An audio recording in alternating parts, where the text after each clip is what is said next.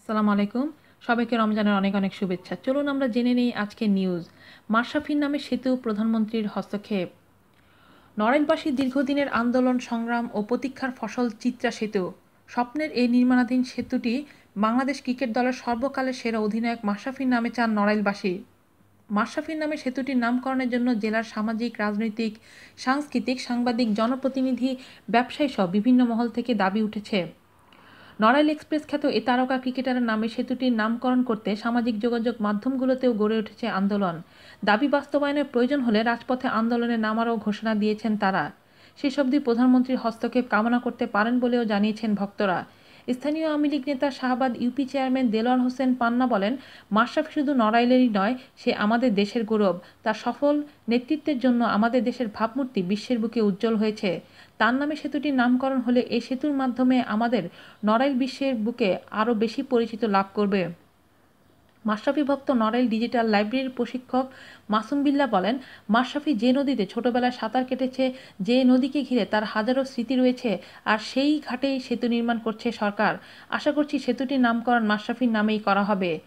জেলার সিনিয়র সাংবাদিক সাইফুল ইসলাম তুহিন বলেন, স্থানীয় সেতু এলাকার গুণীজনদের নামই করা উচিত।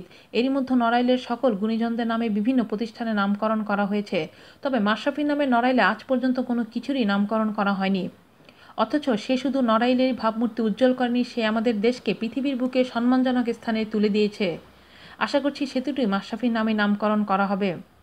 স্থানীয় সরকার প্রকৌশলী অধিদপ্তর এলজিইডি বাস্তবায়নে নড়াইলের পুরাতন ফেরিঘাটে ২৮ কোটি ২০ লাখ টাকা ব্যয়ে ১৪০ মিটার দীর্ঘ চিত্রা সেতুর নির্মাণ কাজ শুরু হয়েছে ২০১৫ সালের ২০ এপ্রিল থেকে।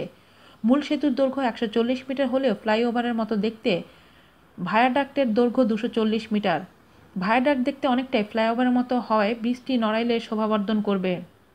২০১৭ সালের জুন মাস পর্যন্ত মেয়াদ থাকলেও সংশ্লিষ্ট ঠিকাদারদের আন্তরিকতায় সেতুটি নির্মাণ কাজ আগামী বছরের মার্চ মাসের মধ্যেই শেষ হবে বলে আশা করছেন কর্তৃপক্ষ।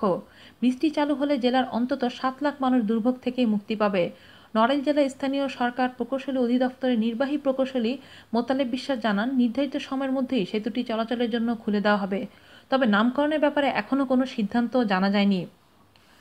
নড়াইল জেলা প্রশাসক হেলাল মাহমুদ শরীফ জানান, সেতুটি নামকরণের জন্য আমরা অন্য একটি নাম ঢাকায় পাঠিয়েছি। তবে ঢাকা থেকে যে নামে চিঠি আসবে সেতুটি সেই নামেই নামকরণ করা হবে।